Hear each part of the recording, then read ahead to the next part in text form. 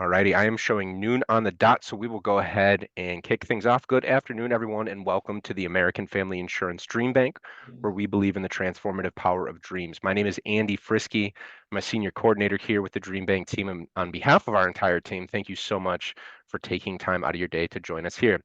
As we get started, we always like to poll the audience and learn where people are tuning in from and encourage you to do so if you're comfortable. I'm located in downtown Madison, Wisconsin, and I know that many of our viewers are spread out across the nation and across the world. Um, but I'd like to talk a little bit about who we are, what we do, and why we exist before we go ahead and kick things off. So here at American Family Insurance, we believe that communities are stronger and the future is brighter when people are actively pursuing their dreams. And that's why DreamBank was created in 2012. So we're a free community resource and a virtual destination that's dedicated to dreamers everywhere. Our offerings are designed to help you celebrate the dream journey, to overcome obstacles, and to stay motivated. So as the presentation progresses today, I'll go ahead and pop some pertinent links in the chat, a good concise list of our upcoming events, as well as our YouTube channel, which has a lot of our previous events that were recorded. Speaking of which, this event is being recorded. So if you happen to miss this event, want to share it out after the fact, you're able to do so. I will email that recording to you to the email address in which you used to register for the event today. But I'm really excited to introduce our featured speaker today, Aymen Azim, founder of Technova Industries, and he will be talking about building resilient communities through technology. So without further ado, I'm going to go ahead and kick it over to Aymen. Aymen, take it away. Thank you so much, Andy. Thank you, everyone, for being here today. My name is Aymen Azim. I'm the founder and CEO of Technova Industries, and this subject means a lot to me and my team and the company. So I'm really excited to talk to you about how technology can play a crucial role in helping us build, I'd say, a more connected and safe world and efficient communities as well, ultimately improving the quality of life for everyone. Today, I'll be sharing our journey, our mission, and some of the real world impacts of our solution. So if you have any questions, don't hesitate to put it in the chat or ask me directly. So very happy to be here, and let's dive right in. So let me start telling you a little bit about Technova Industries and our mission. So our mission is to bridge the gap between, I would say, legacy systems and new technology.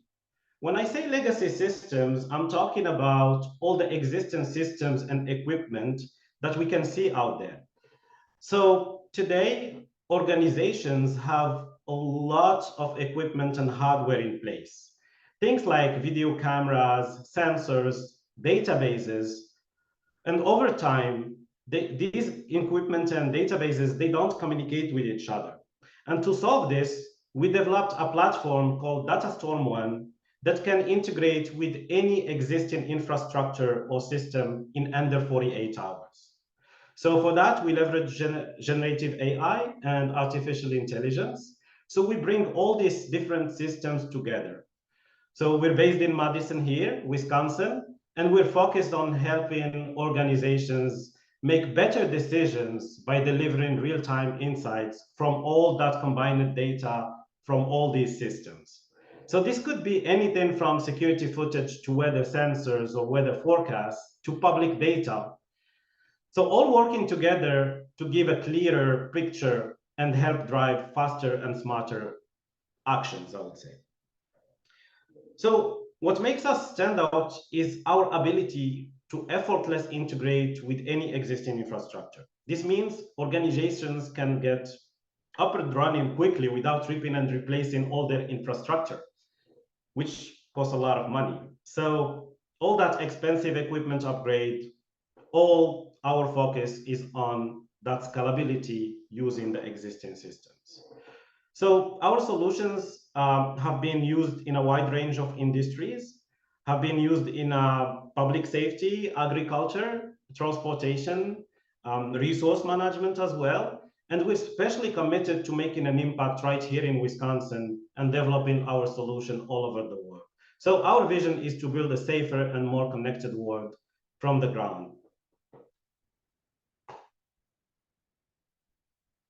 So technology, there was a huge leap recently in technology, and it's going so fast, it's evolving so fast. In today's world, technology is not just a tool, it's a key driver of growth and also progress. The way we live, the way we interact with each other, it's all based on the technology. Years ago, we had the phone and we were communicating over the phone, and today we're communicating over social media. We're reaching to people we don't know, for example. So communication evolved a lot. So this progress is in every community. So one of the key roles, I think, of the technology is to help increase access to information, to support a better decision making. But access to information is so easy today that we are submerged by all these informations coming from everywhere. Different opinions, different advices, different people communicating around an idea. But I think it's very interesting and it can empower education with better safety tools. Like when we want to learn about something, it's good to use technology to access the information, but it's also good to have that technology to verify that information. So learning is easier, it's faster, but it has to be safe. It has to have the right information for the right person, for the right people. So, for instance, our platform helps with that, helps organization spot issues, um, take actions quickly and effectively. It can help make our school safer, make our I would say our way of communicate safer. So that's what we want through our platform and through the technology. The technology has to be in service of the people.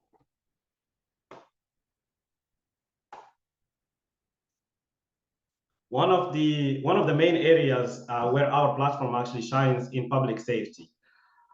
We're all about empowering community efforts and preventing problems before they escalate. With our software, one of the main focus in the very beginning when we started developing our solution is to design a system that gives organizations real-time access to critical information, verified information. So, for example, we use predictive analytics and we can identify patterns or unusual activity that might indicate a potential safety risk. We can allow the first responders to step in before things get worse. Um, for example, we can connect to cities' cameras, even if they're very old and outdated, and we can make them smarter instead of having someone monitoring those cameras, 500 or 1,000 cameras in one big wall. Everything is shut down and it pop-ups when something happens, if there is a fight. So the first responders can act very quick before things get worse. So it's more a proactive approach to help communities stay ahead. So we provide that safe environment for everyone, and we use technology for that. I like to think that technology is not always a way to enforce things, but a way to be proactive and avoid things to happen. Um, and a simple example with the enforcing, for example, a fight, we have to know what is the source of that fight. Maybe it was over a parking spot. Then the problem is not the fight itself. It's maybe more solving the parking problem in our cities. So this is why the technology has to be in service of the people, and we have to find the source of the problems to solve them.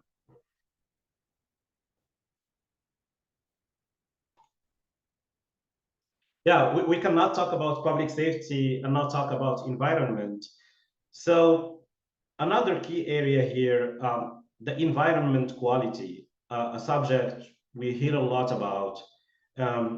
There is so many environmental factors out there that can affect our health and well-being. We can think air quality, water conditions, temperature changes.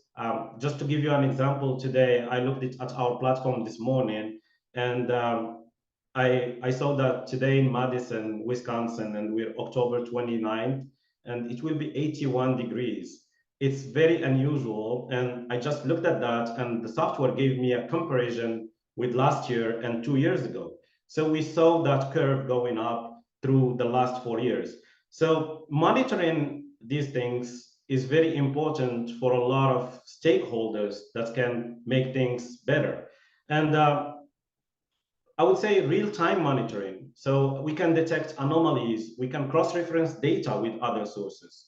For example, if we're in a, and we're going to talk about agriculture a little bit later, but we can improve the wellness of everyone, not only the people, the animals, the crops, we can think in the global picture, having enough data can allow us to take better decisions. So we can immediately connect that information, any information, to a weather condition, and we can monitor the industrial activity nearby. And this approach just reacts to problems, but actively works to prevent them. So it makes our communities healthier, safer, and also, I would say, more sustainable.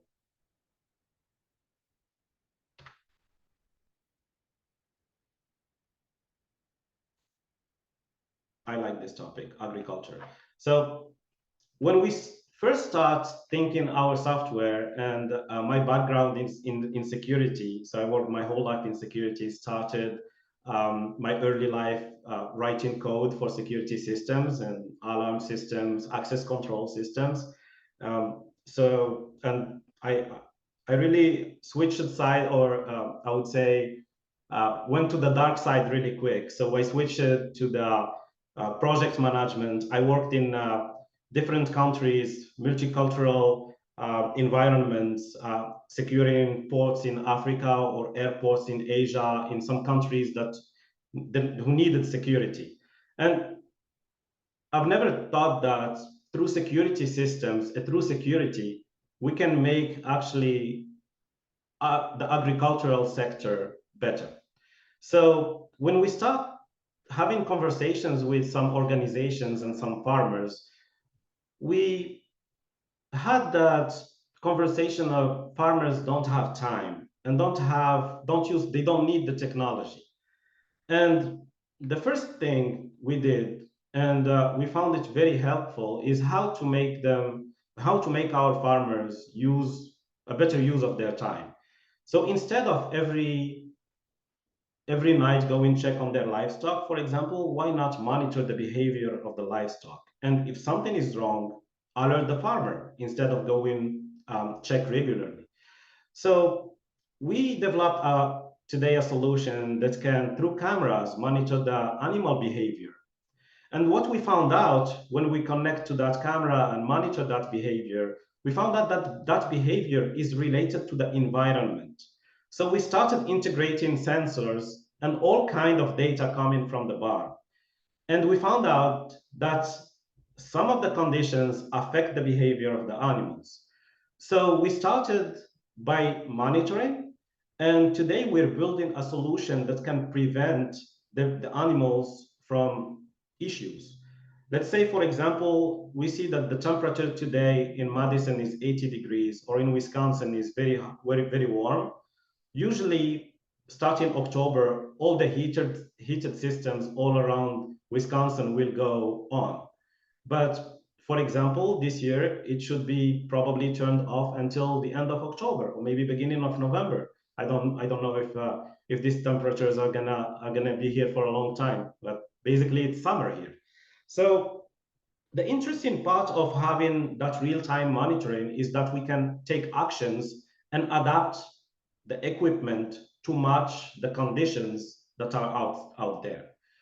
So I think it's very important for our communities. And when I talk communities, it's being able to understand every individual or every organization and meet their needs. An unusual animal behavior or changing environmental conditions, this has a huge impact on livestock. And when we talk livestock, we talk on environment, and we talk food security. So it's very important. So bringing all these data together can allow us monitor better what's around us.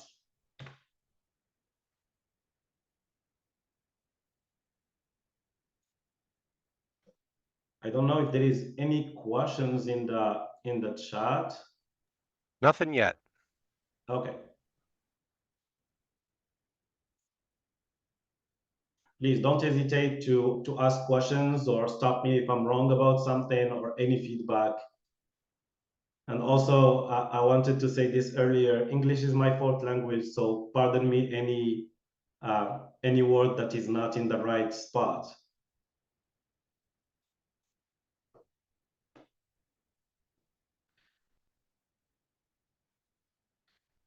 So we talked a lot about the existing systems, the legacy, and all what's surrounding us. But we cannot think short time. We have to think long term, I would say. And one of the visions for the future, and actually that's how we run the company, and that's how the team is having discussions every day about it. So how this technology can stay in benefit of the people and not start to making decisions that are not for the best interest or best benefit for all the people. So looking ahead, we are very centered around building a solution that is first scalable and, as I said before, personalized, that meet any need for any organization or individual. So what do I mean with that is we want our platform to adapt to each community, whether it's integrating with specific type of equipment, adjusting analytic based on unique requirements, but also delivering insights in a way that's easy to act on. So we don't want to provide an insight that is a big rock that we cannot deal with. We want to provide insight that can be actionable today to solve problems in real life. When we think about the future, we think today generative AI, and we can see all these improvement in generative AI. We can just ask ChatGPT, or we can ask any kind of generative AI module, and we get a response based on information they collected. So I think this is a unique approach. If we can take that generative AI and make it serve real needs. For example, our farmers can ask their phones or ask their Siri or whatever the software is, what's the temperature should be in the barn in this period of time. And actually the software can go and look all the data we collected, all the real-time events, what's going on, cross-reference all that data and give that farmer in that specific location the right information or the right temperature to put on the HVAC system. So this is, I think, a future that can help our communities meet their needs. So we're very focused on maintaining that efficiency, but also one of the most interesting use cases is keeping the existing systems and not changing them, because the cost for changing system is very high. One of the use cases we had is traffic management. So to give you a real world example here, we had a project in collaboration with Esri Canada, and it was for the city of Toronto. So today the traffic management is a huge challenge in many cities. So congestions, accidents, delays that can impact life. We're talking here liabilities sometimes. So our goal was to find a way to improve traffic flow and safety without changing the existing infrastructure. So keeping those old cameras and those old sensors, just connecting a software that can make them smarter. So we integrated all those traffic cameras and other systems in place, and we are able to provide real-time data insights that could help city planners and traffic controllers make more informed decisions. You don't wanna, when there is a huge event, for example, in Milwaukee, if there is Summerfest, you don't wanna start constructions. So there is many data that can come in play to have a better decision or better planning of constructions on the road, etc. So this project really showcases what we're all about. It's using the data to drive better outcomes and, I would say, make the most of what we already have out there. Imagine in a highway, blocking a highway, getting someone to climb to get the old camera, put in a new camera, rewiring everything. That costs a lot of money and time. So instead of doing that, our software can connect to that camera and bring the AI and the analytics to analyze what's going on the camera. So a lot about cost efficiency. We avoid this mess. That's the goal.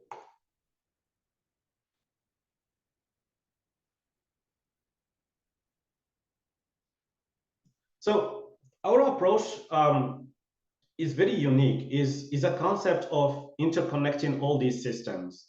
And we really believe that when different systems can communicate with each other, the insights they provide are much more valuable. So DataStorm One, our software, was designed to seamlessly integrate with various data sources, whether it's security cameras or sensors, but also public records. We can deliver real-time insights to organizations. Um, it has to be flexible at a point where we don't have to have that custom development every time, because the custom development will take time, and it's also, I would say, a lot of developments, a lot of money. So I think one of the most interesting things that we're thinking about today is how to innovate, but we cannot forget legacy systems. So our innovation is, it's funny to say this, but our innovation is actually integrating the legacy and the old systems. So it's really the key here. It's how to use an iPhone. I would say an iPhone 10. I don't know if it existed, but an iPhone 10 with the latest software from iOS. So this is exactly what we're targeting here. Like, people can keep their infrastructure, their equipment, and our innovation is to take those old legacy systems and connect them with the modern technologies. And that's how we're going to solve the problems. We're not going to solve the problems replacing everything. Because when we replace everything, we have to go back to the communities and train again about the new systems we're using, or have to deal with new systems. What about keeping them exactly what we were using before, the same way we were using it before, and bring in more data and more insights to it? This is the kind of flexibility we want in our software. And that's the key to innovate in this area.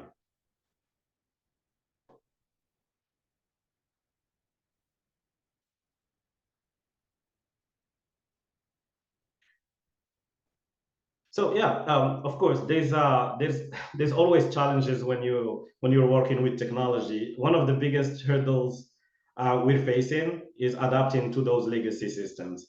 Um, it's it's really, there is two major hurdles we're facing today. It's how to balance the security and respecting privacy concerns in general, and also innovate at the same time and bring in more data to those old systems. Because when we talk old systems, it's very rare that you have someone trying to hack them or get information from them. But bringing the new technology can raise some privacy concerns. So we're tackling that problem.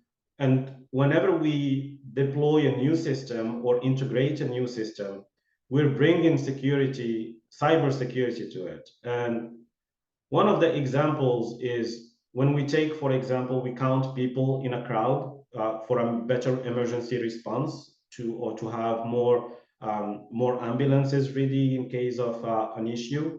What we do here is we anonymize all the data. So we know that there is, imagining 20,000 people in this area, but we don't know who is there. And we anonymize that data. We cannot go back and look at the images or the recording and see who was there or identifying a person. And this is very important to us because technology and the way it's evolving today, we have to keep in mind that the technology has to be in service of the people and not against the people. So we have to be ethical and measure and balance the risk between privacy and what we can bring with the technology. So today it's very important for us. So it's also about finding innovative ways to integrate with the human factor, because the humans will be using this technology. We have to adapt the technology to a way it can be used, because it's if it's very advanced and we're talking to organizations that are using the technology a certain way, we don't want to disrupt everything. We want to embrace actually what they have. So we have to embrace also the processes they're using. So it's very important to adapt the technology to what's existing.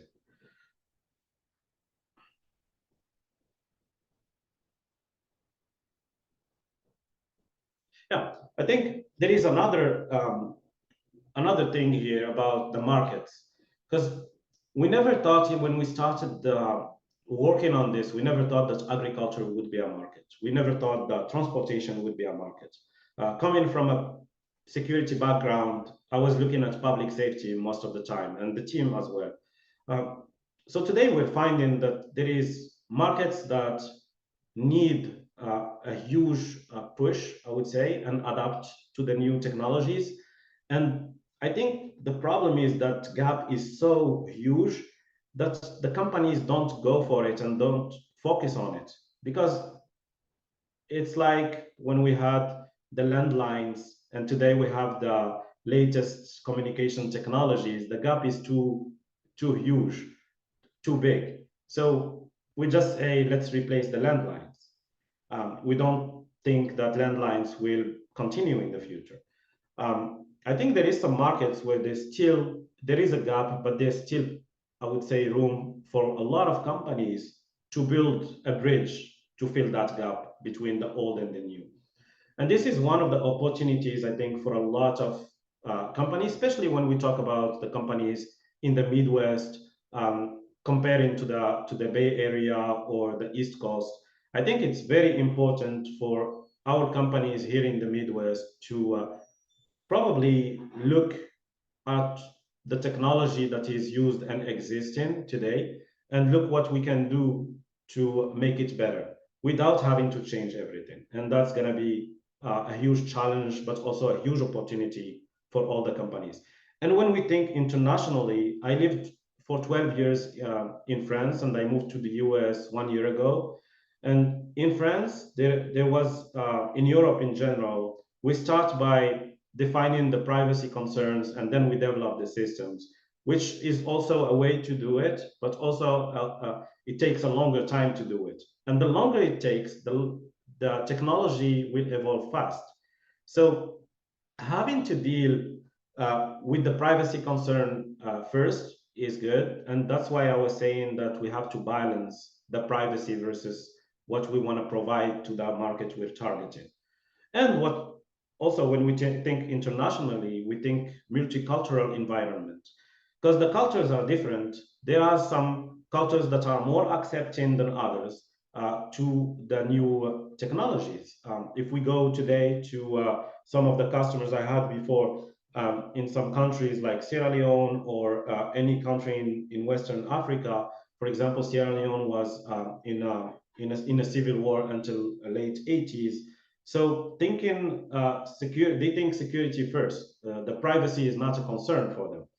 Today they want to secure because the only source of revenue for the whole country was the port. So if they don't secure the port, they don't have any revenue, and people die from hunger. So it's a huge problem when we're dealing with multicultural environment. We have to understand what is the priority for that culture, and are we playing survival or are we playing comfort? Both are important, and now it's time to balance that. And we have a lot of potential in these areas where there is a gap between old and the new.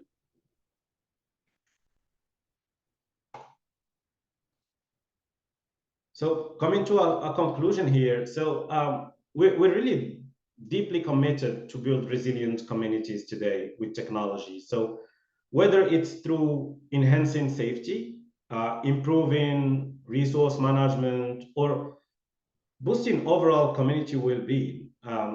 So our focus is on creating integrated and efficient solution. And we believe that the power of data and technology with this, we can make a real difference and we can help build a better future for everyone. And that's the goal. The goal is the daily life happiness. So yeah, thank you so much for your time and attention. And I'd love to hear any questions or thoughts. So yeah, I'll just open it up to the floor. Thanks so much for that that wonderful presentation, Aymen. And we'll give folks a couple minutes here to get their questions in.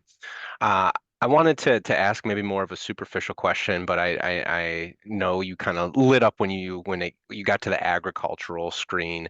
Um, with some talking points. My question to you, what is your most favorite part about the work that you do with Technova? Or like what are you most optimistic about when it comes to the outcomes that you're trying to achieve with Technova and the work that you do?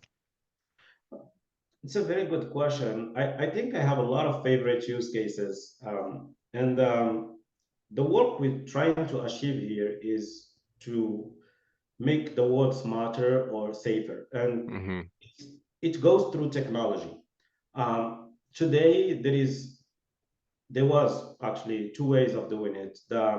When we started developing the solution, there was two ways of going. There was the first way, getting alerted if something is wrong and enforcing that. So sending it to the enforcement, and we're talking law enforcement, or like when it's theft and prevention in a store, retail, etc. So we were taking that approach of we something happened, so let's react to that.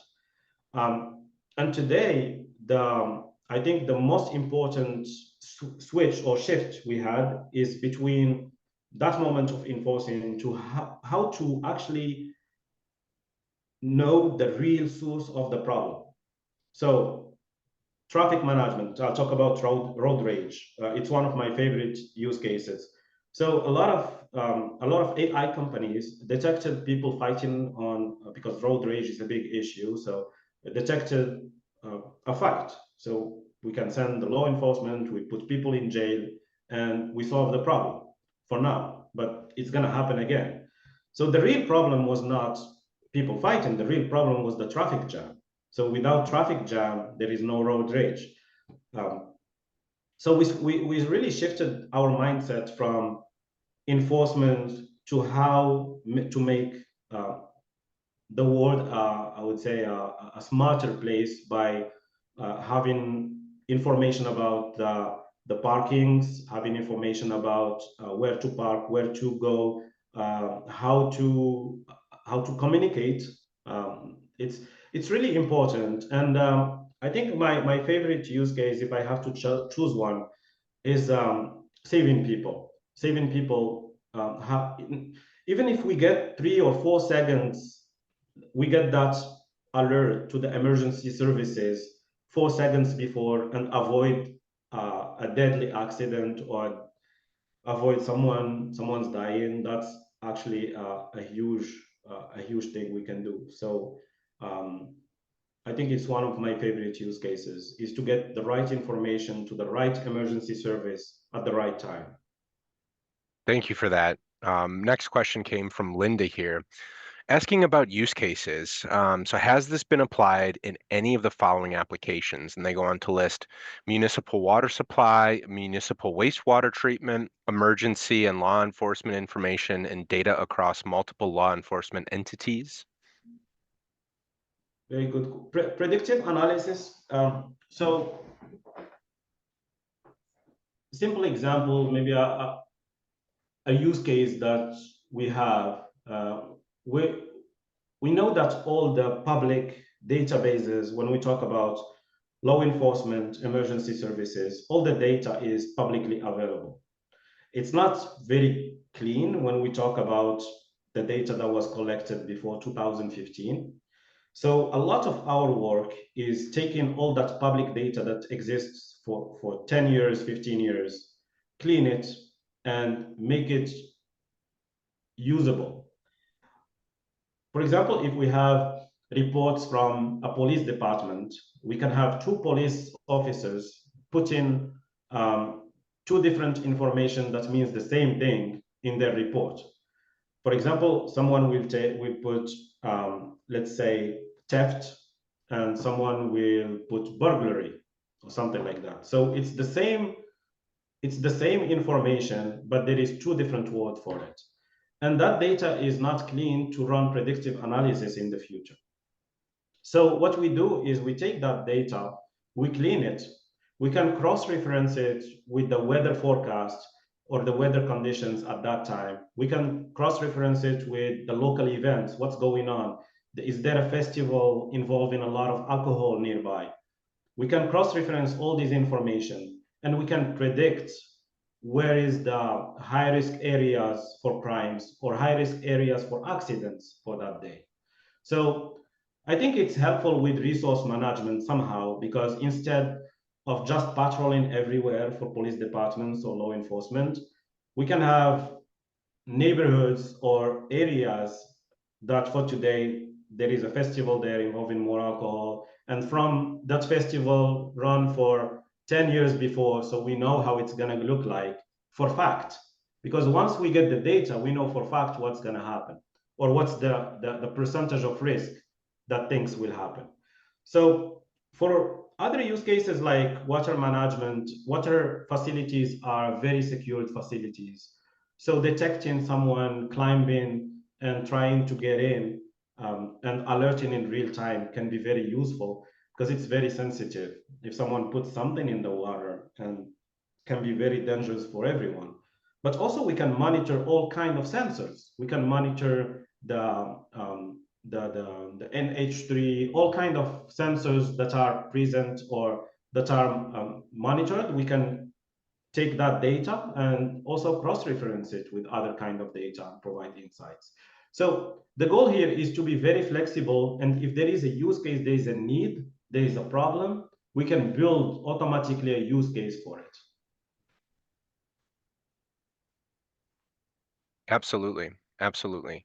Um, Looks like that's all the questions that have come in at this time. One question we always like to wrap with, here at DreamBank, we are a community that is built up of fellow fearless dreamers, and we always like to ask our presenters, what's one piece of advice you have for someone who's actively pursuing a dream right now?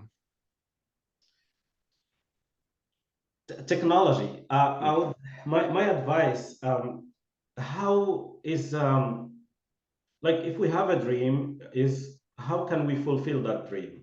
Right. My dream was to make the world a safer place, from the beginning. Now my dream is making it safer and smarter, because for many times I was stuck in traffic management, traffic jams, and I wanted to solve that problem first, and then I discovered all these use cases for agriculture, for public safety, and all the others, and it's really fun to solve problems. I think whenever we have a dream today, think how we can solve it. Think how we can have the technology serve us in a way. And I think the dreams we have is somehow tied to the real world, because we see something and then we dream of not having, like in my case, not having traffic jams anymore. I think we have a lot of resources, and we can also count on the ecosystem. It's very important, and we talked a lot about communities. We talk also about the ecosystem. When we have a problem, a lot of people will have the same problem. So what about connecting with those people and find the solution together? It's easier to fulfill a dream when we have a lot of dreams, when we have a lot of people having the same dreams.